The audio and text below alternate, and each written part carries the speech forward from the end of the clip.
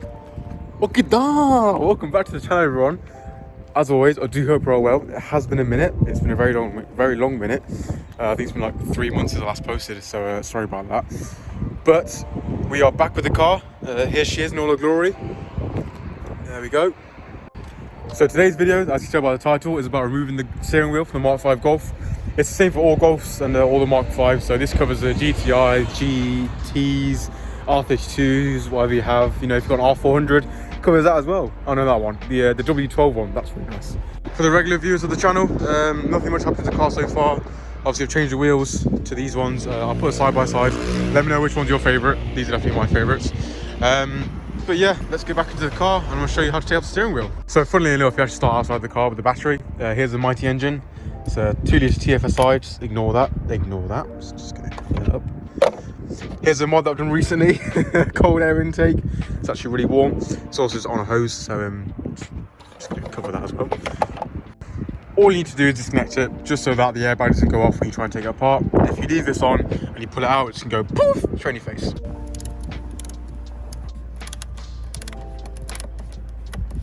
Once you're inside the car, you want to put your key into the car, obviously with the battery off, so everything's dead, nothing's on, nothing's working. Turn the key, put the key into the car so it's not locked, so you can turn the key. Turn the steering wheel, he says. I'm on a bit of a slab right now, so it's a bit harder to. What we're going to do next is turn it 90 degrees to the left or to the right, get your flathead screwdriver. So this is behind the steering wheel. I've pulled it all the way forward with the adjuster, and you want to get your flathead screwdriver, like this one, quite a small one, into that clip there.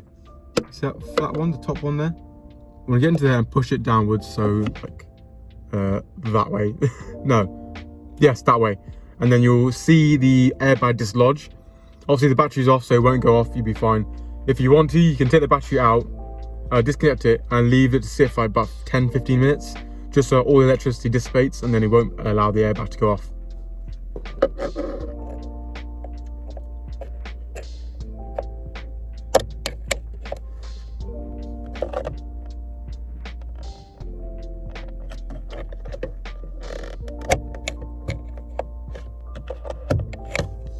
There you are. So as you can tell, I've pushed it down and I use my other hand to kind of pull it forward a bit just to dislodge it. Now I'm going to turn the steering wheel the other way around. He says, yink. There we are, a bit more. There we are. Again, exact same procedure. Just get your flathead screwdriver into there, push it downwards, and then just give it a little pull.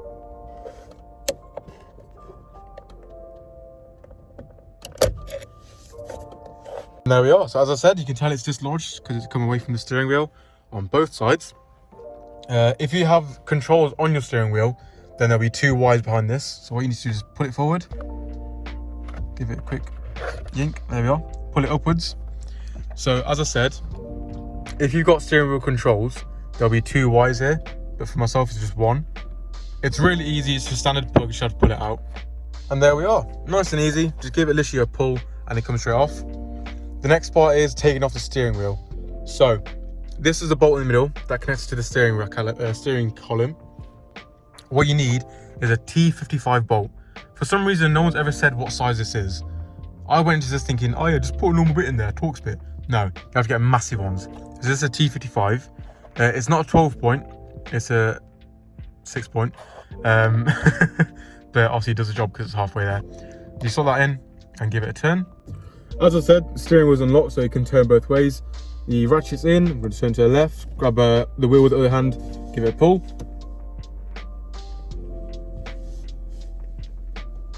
If it wants to go, it really doesn't. Yeah, I'm going the right way. There we go. And there we are, that's the bolt out. You will see some wax around the edges of it, just so it stays in. You can obviously brush that out and get rid of it. Ah, went all in my face, lovely. The next part is just pulling off the steering wheel. You want to make sure that it's straight and level and ready for you to put the new one back on. You don't want to put the new one on a weird angle and have to mess around with it. So this is pretty much perfectly straight right now for me. Give it a yank off, he says. Give it a quick wiggle side to side and then we'll just pull off straight away. There we are, that's our old one. Give it a throw. And here's our new steering wheel. I say new, it's from a scrap GT. I was found this and they're like, yeah, it's £10 mate. I was like, say less. It hasn't got the middle badge on there, which is fine. I'm gonna buy a new one anyway. But this is nice and easy, just go straight on. So first of all, be very careful of this as that moves very easily. And you obviously don't want that to move. Next thing is putting the wheel back on. So VW have added these little notches. There's one there, little nipple, and there's one there, that little line. And obviously you want those to line up and then you're ready to go. So let's do that now.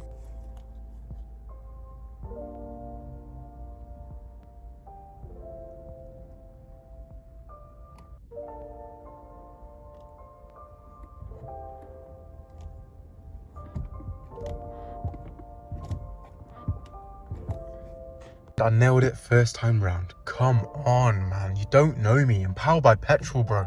Give it a firm push. Make sure it's fully on. Make sure it's obviously not touching the back of it. But obviously you won't do anyway. Give it a few taps. Make sure it's all alright. Not too jiggly or whatever. I think it's alright with me. So next is just putting the nut back in. There we are. That's in all the way. Next part is putting it back together. So obviously this is that's quite a nice feeling actually. That's new.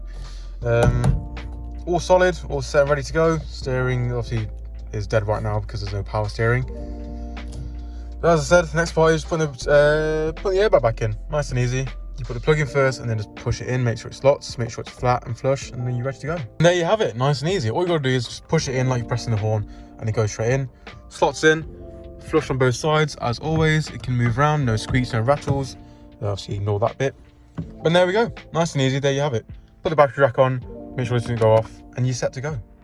And there we have it. The new steering wheel's in, looking fabulous, apart from that part. So what you will have is a steering wheel light, obviously because you've taken off the steering wheel, and you've disconnected the plug as well, so the car notices that. And you'll have this light on there as well for the airbag, just obviously you take the airbag out. That's no worries, you gotta put your OBD2 plug in, clear the codes, and you're set to go. So there we have it, that's how to remove your airbag from your MK5 Golf and how to remove the steering wheel as well. I hope it's been helpful for you. There's quite a few videos, there's a few videos on YouTube about it, and a few articles on Google. But I thought I'd just do it as I'm doing it as well. So I might as well help you guys out. Either way, I'll leave you to it. I'll let you guys crack on and I'll see you very soon.